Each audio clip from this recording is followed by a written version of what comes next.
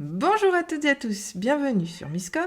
Pour ceux qui me découvriraient dans cette vidéo, je suis Claire Négrier, alias Misscom, révélatrice de personnalité d'entreprise.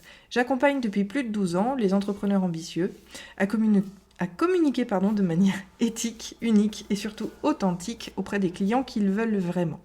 C'est-à-dire que de la stratégie à la création des outils, je suis votre interlocuteur pour tout mettre en place, en passant bien évidemment par la formation pour que vous ayez les compétences nécessaires pour le pérenniser.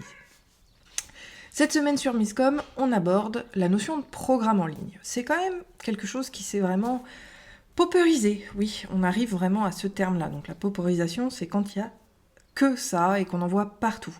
On arrive d'ailleurs dans notre civilisation à une pauperisation de beaucoup de choses, notamment celle des métiers, notamment celle des produits et services. D'ailleurs, on appelle ça les product as a service, c'est-à-dire que les produits sont vus comme des services et des services comme des produits. Voilà. Ces programmes en ligne, on l'a vu hier, sont un moyen, effectivement, de pouvoir accompagner ses clients, que ce soit sur du long terme ou des offres initiales.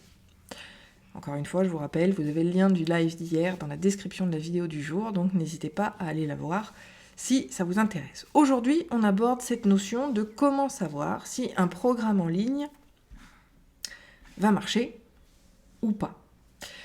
Et pour cela, je dirais qu'il faut vraiment avoir un travail en amont. C'est aussi pour ça que je vous disais que ce type de service, ce produit, on ne va pas le faire d'entrée de jeu. Tout simplement parce que pour pouvoir vendre ces services digitalisés, complètement autonomisés vis-à-vis de l'apprenant, il faut d'abord que vous soyez non seulement connu, mais également reconnu vis-à-vis de votre expertise et en tant que formateur. Alors, c'est vraiment cette notion de formateur qui va être inéluctable pour la plupart d'entre vous. C'est très important parce qu'on est là pour un programme en ligne, quel qu'il soit, il est là pour transmettre, à minima, des compétences vis-à-vis de l'objectif que vous ciblez pour votre clientèle.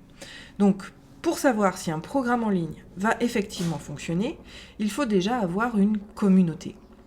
Ça, je vous l'ai déjà dit hier, mais je le répète, tant pis, c'est un peu important quand même, c'est qu'on ne peut pas vivre de ces programmes en ligne quand on se lance. Tout simplement parce que il faut que les gens, comme je l'ai dit, vous connaissent, aient confiance dans vos services, aient confiance dans vos produits, aient confiance dans ce que vous faites. Et plus on est sur de la dématérialisation, plus le schéma de réflexion, le schéma de pensée, et donc, in fine, les curseurs dont je parle très souvent en ce moment, pour juger si vous êtes effectivement la bonne personne et si votre programme va fitter, pardonnez-moi l'expression, je trouve plus d'autres mots en ce moment, va convenir à votre audience, vous devez avoir des retours clients. Vous devez déjà avoir une communauté qui vous soutient à minima et qui va pouvoir valider votre expertise vis-à-vis des programmes en ligne. Ceci étant dit, donc ça c'est le premier point, c'est-à-dire qu'il faut que vous ayez une certaine durée de vie avant de lancer un programme en ligne. Donc ça c'est le premier point qui est important. Deuxième point, donc on l'a vu, premier point, crédibilité et une durée de vie suffisamment intéressante pour avoir une social proof qui va effectivement pouvoir faire la différence.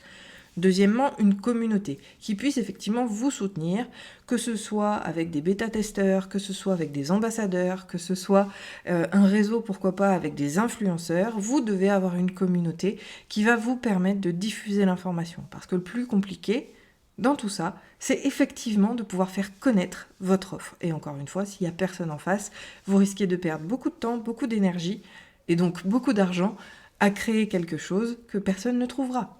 Donc l'idée, c'est effectivement d'avoir déjà les clients pour pouvoir vendre un tel service. Quatrième point, bien sûr, c'est d'être au clair avec les besoins de votre audience.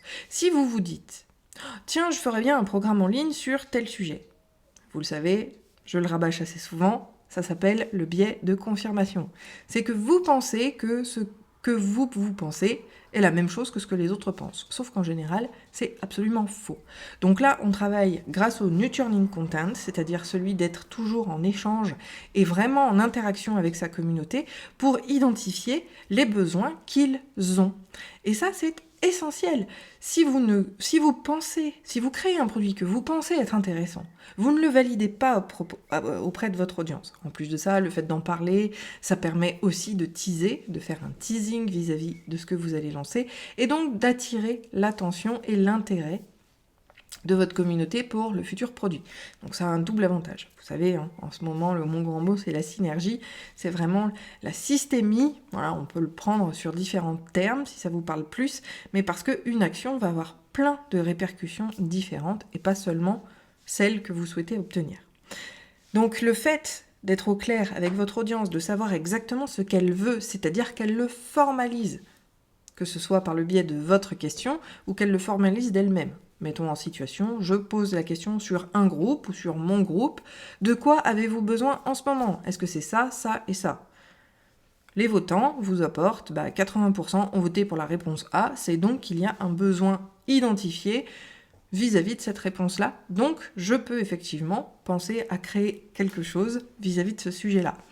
Autre scénario, ce sont les personnes, donc c'était un peu mon cas avant de créer Misscom, en 2017, qui viennent vous voir, qui vous interrogent, que ce soit par message privé, que ce soit sur des publications dans des groupes, que ce soit encore une fois le vôtre ou les autres. Et d'ailleurs, on est toujours bien plus souvent nourri par les autres groupes que le nôtre, donc n'hésitez pas à aller voir et à farfouiller un petit peu pour identifier effectivement les besoins qui sont mis d'eux-mêmes. Principal, moi je le fais également pour pouvoir trouver justement les sujets sur Misscom.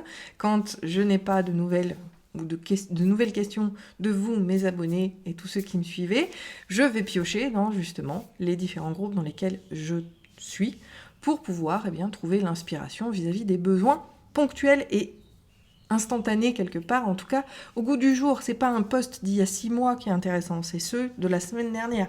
Donc il est impératif, encore une fois, de faire les choses entre guillemets proprement et donc forcément le plus efficace pour vous. L'idée, c'est pas de vous obliger à monter quelque chose qui ne vous correspondrait pas et qui ne correspondrait pas aux attentes de votre cible. C'est l'échec assuré. Donc nous étions à 4, trouver des sujets qui sont de réelles réponses aux besoins exprimés de votre audience. Alors, c'est la directe ou indirecte, vous l'aurez compris. Soit les gens de votre newsletter ou de votre groupe, soit ceux des groupes dans lesquels vous êtes, vous identifiez un besoin, en leur posant la question ou effectivement en trouvant les choses différentes. Ça, c'est le premier point. Et le dernier point, d'accord, comment savoir si un programme en ligne pourrait marcher pour moi, c'est bien évidemment de le faire tester une fois qu'il est rédigé. Alors, on n'est pas sur de l'étude en amont, ça sous-entend que vous avez créé votre programme, ou au moins le dérouler, les intituler. Je sais parmi vous qu'il y a des gens qui sont comme moi plutôt à se lancer une fois que tout est bouclé, que tout est fait, que tout est propre. Même si fait vaut mieux que parfait, mais il faut quand même qu'il y ait un minimum. Il y en a d'autres qui disent... Alors ça, pour moi, ce ne sont pas des pratiques marketing qui sont véritablement bien, parce qu'avec le quotidien, c'est plus compliqué à gérer, et on serait tout le temps dans l'urgence. Mais je sais que vous êtes un certain nombre qui fonctionnez comme ça. Vous pouvez aussi imaginer la création de votre contenu une fois que vous avez, pardonnez-moi l'expression, enrôlé un certain nombre de testeurs. Ces testeurs-là, ils peuvent être gratuits, ils peuvent être payants mais à tarif préférentiel, bien évidemment en échange de leur retour, pour réajustement, pour témoignage, pour des éléments différents. Mais cette étape de bêta-test va être indispensable pour effectivement savoir si un programme en ligne va fonctionner pour vous, grâce au retour des gens qui sont dans votre communauté. Alors vous pouvez le proposer à des clients, vous pouvez le proposer à un certain nombre de personnes. Je vous propose de voir ça plus en détail jeudi, justement, pour avoir notre sujet de jeudi. Mais l'idée, c'est vraiment d'avoir une communauté qui va vous permettre de lancer véritablement votre produit, enfin votre service, de programme en ligne. Tant que ces étapes-là ne sont pas faites, donc on récapitule. Avoir un minimum de notoriété, ça ne sert à rien de faire un programme en ligne si vous n'êtes pas reconnu dans votre expertise. Avoir un minimum de communauté pour pouvoir échanger, pour pouvoir voir avec eux ce qui se passe et surtout avoir l'idée des besoins auxquels vous allez pouvoir répondre, mais des vrais besoins existants, donc le fait de sonder la communauté. 3, effectivement, de sonder votre communauté pour avoir les idées et travailler avec elles sous forme de teasing pour vérifier l'intérêt du sujet. Vous pourriez même proposer, je ne sais pas moi, les grandes lignes du programme avec l'intention d'achat. C'est très important. Je fais une petite parenthèse. Si je demande, est-ce que vous êtes intéressé par le sujet de la communication? Vous allez tous me répondre oui. Ou est-ce que, dernièrement je l'ai fait, donc on a fait un atelier sur le webinaire. Est-ce que le webinaire et la notion de webinaire vous intéressent? Si je m'arrête là à ma question, vous allez être nombreux à me répondre que oui ou non. Mais vous allez répondre dans tous les cas, parce que c'est un sujet général. Si je dis, seriez-vous prêt pour acheter un atelier sur le webinaire, là, il y aura à peine 20% de répondants parce qu'il y a la notion financière dedans. Si vous annoncez des sujets vis-à-vis de votre programme, sans dire qu'il s'agit d'un programme payant, vous aurez énormément de monde qui va effectivement pouvoir vous aider. Ça peut être un parti pris, je ne dis pas qu'il ne faut pas le faire, je dis juste qu'il faut en avoir conscience. Si vous parlez uniquement de la thématique et de ce qui va être présent dedans, vous allez pouvoir travailler sur le nurturing content, sur votre contenu à proprement parler, mais en aucun cas de vente, parce que 90% des répondants vont s'attendre à un contenu gratuit, surtout via les réseaux sociaux. Et donc c'est là où moi je vous pousse à le faire, si vous souhaitez voir la congruité de votre futur programme en ligne vis-à-vis du sujet, on va poser la question ouvertement en y associant la notion financière. Seriez-vous prêt à acheter un programme sur tel sujet? À partir du moment où il y a la notion d'achat qui est présente dans votre message, ça va filtrer tous ceux qui ne veulent pas acheter via les réseaux sociaux. Et ça va vous permettre d'avoir de véritables potentiels clients vis-à-vis de ce programme-là. Parce que les répondants ont intégré la notion financière à l'intérieur de votre offre et quand ils répondent, c'est que quelque part, ça va les intéresser. Donc ça vous permet quand même plus d'efficacité et ça permet également d'éviter une immense frustration lorsque, et j'ai déjà des clients qui l'ont vécu, Saïda, si tu me regardes, je t'en prie, vas-y. Christelle également, commentez cette vidéo pour nous faire votre retour d'expérience. Mais il n'y a rien de plus frustrant que de poser la question à sa communauté sur est-ce que si je fais quelque chose sur ce sujet-là, est-ce que ce sujet-là vous intéresse, qu'il y a 100 répondants, et puis que quand on envoie la communication et donc la promotion d'un atelier payant, il y a 0 inscrit. C'est ce qui est le plus frustrant au monde. Alors, faites-vous ce cadeau, intégrez déjà la notion financière dans vos messages pour que les gens sachent dès le départ qu'il s'agira d'un produit payant. Ça, c'était mon petit tip de fin.